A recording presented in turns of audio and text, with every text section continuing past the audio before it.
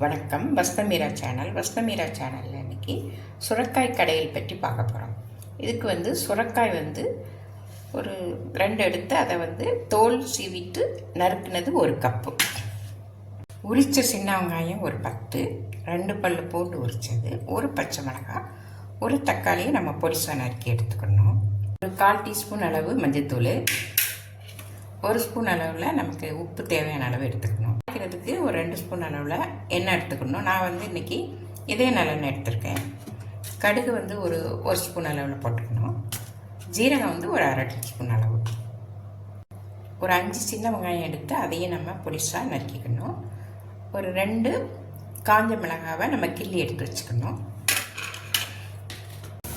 ஸ்டவ்வில் குக்கரை வச்சு இதில் சுரைக்காய்,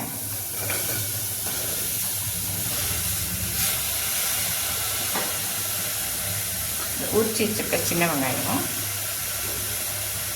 பூண்டு உரிச்சி வச்சது, 1 பச்சை மிளகாய்,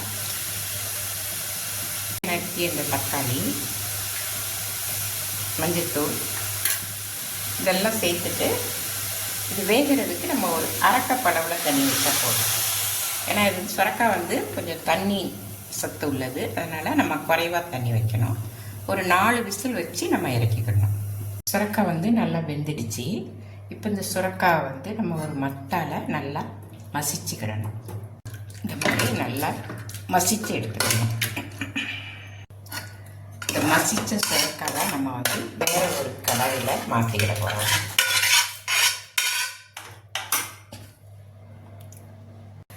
சுரக்காய் கடையிலுக்கு நம்ம தேவையான உப்பு சேர்த்து கிளறி விட்டுட்டு கொஞ்சம் நேரம் எடுத்து ஸ்டவ்வில் இருக்கட்டும். இந்த சுரக்காய் கடையிலுக்கு உப்பு காரம் எல்லாம் சரியாக இருக்குது. இப்போ இது நம்ம ஸ்டவ்வை ஆஃப் பண்ணிவிட்டு இதுக்கு ஒரு தாளிப்பு கொடுத்துடலாம். எண்ணெய் ஒரு 2 ஸ்பூன்,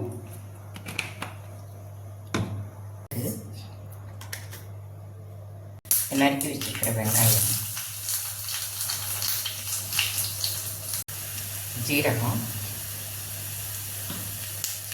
இந்த கிள்ளி வச்சுருக்கேன் காஞ்ச வெங்காயம், கருவேப்பிலை,